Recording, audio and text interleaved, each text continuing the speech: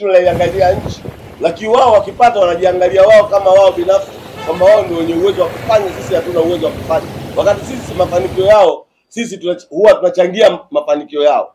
Kama walivyosema, tuliwaazima wachezaji watatu, Shabani Ramadhani, marehemu Alphonse Modesti na Monja Liseki. Wakati wao wanashiriki mashindano ya kimataifa, sisi tulikuwa hatukupata nafasi, tukaambia wachezaji wetu waende wakacheze kule Yanga, waisaidie Yanga ili iweze kufika mafanikio. Hatukuwasimanga sisi, sababu sisi ni watu tunapenda sana uzalendo. Lakini wenzetu kupata kidogo tu, sasa hivi imekuwa masimango, kila jambo baya wanalisukumia kwa Simba. Kwamba kila kitu kizuri wamekianza wao. Alafu wenzetu ni wepesi wa kukataa matokeo mabovu. Tulivyowafunga goli 5 hapa akasema akafungwa Nchunga au kufungwa Yanga. Muone?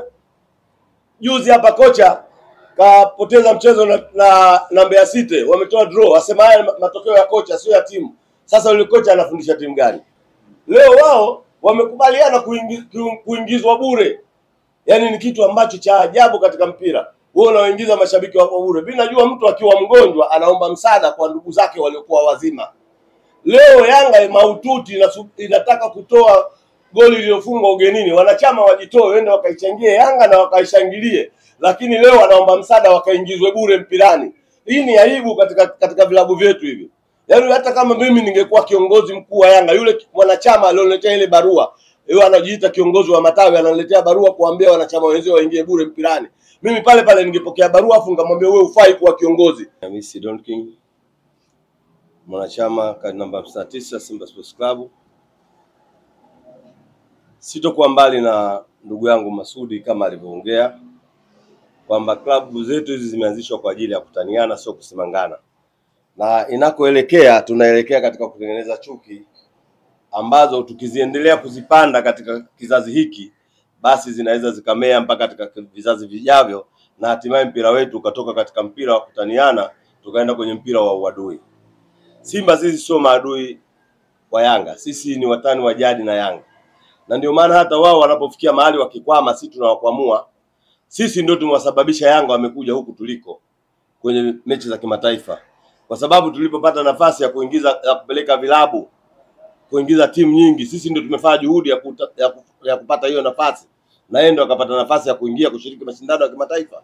Na siku zote alikuwa anakwenda na anafeli. Sisi mwaka 93 tumefika fainali ya CAF. Wao wakatubeza. Wakasema mmefika fainali lakini kikombe hamkuchukua. Lakini Mungu sio jongo. Mwaka uliofuata ikawa zamu yao wao kwenda kushiriki mashindano hayo ya CAF. Wamecheza mechi moja tu. Wamecheza hapa nyumbani wakafungwa goli moja na Morocco Swallows, wakenda South Africa wakafungwa goli 2 wakatolewa.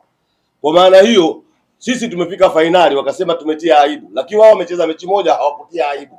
Hiki ni kitu cha ajabu sana kwa ndugu zetu. Wanapenda kujikweza katika vitu ambavyo wao hawana uwezo navyo. Sisi ndio tunaowasaidia mpaka wanafika huko waliko. Wamechukua kombe la Afrika Mashariki Uganda, wakaja wakatubeza. Wakati sisi tunaondoka pale Uganda kuja nyumbani tuliwaacha wao. Sisi tuliwaachia $3,000 ili waendelee na mashindano. Manake tuliwasaidia wakati ule ili nchi yetu iweze kuchukua kombe kile, tuweze kupata sifa ya nchi. Sisi tunaiangalia nchi.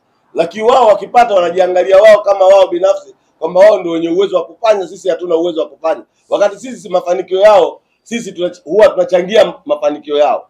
Kama walivyosema, tuliwaazima wachezaji watatu, Shabani Ramadhani, marehemu Alphonse Modesti na Monja Liseki. Wakati wao wanashiriki mashindano ya kimataifa, sisi tulikuwa hatukupata nafasi, tukaambia wachezaji wetu waende wakacheze kule Yanga, waisaidie Yanga ili iweze kufika mafanikio. Hatukuwasimanga sisi, sababu sisi ni watu tunapenda sana uzalendo. Lakini wenzetu kupata kidogo tu, sasa hivi imekuwa masimango, kila jambo baya wanalisukumia kwa Simba. Kwamba kila kitu kizuri wamekianza wao.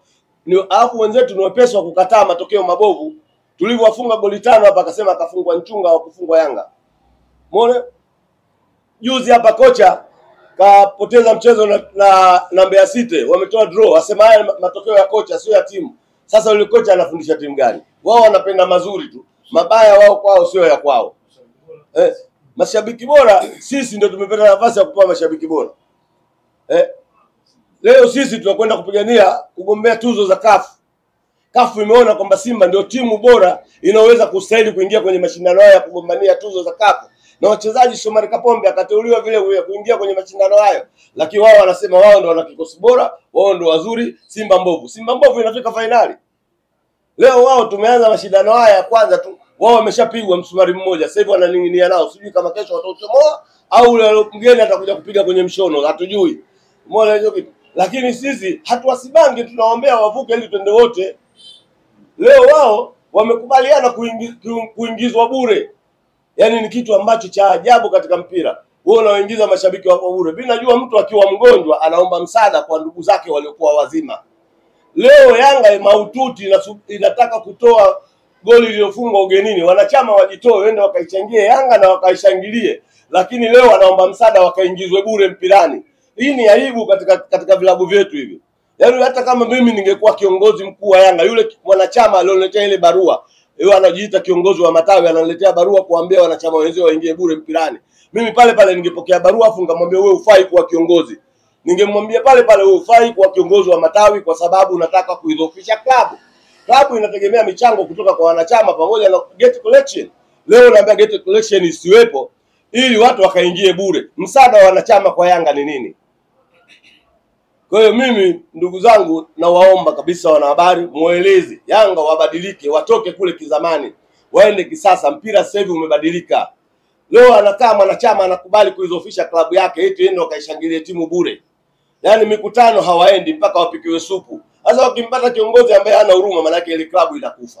Kwa hiyo wanaweza akaja wakaua klabu yao kutokana na kuwalea wanachama wao vibaya.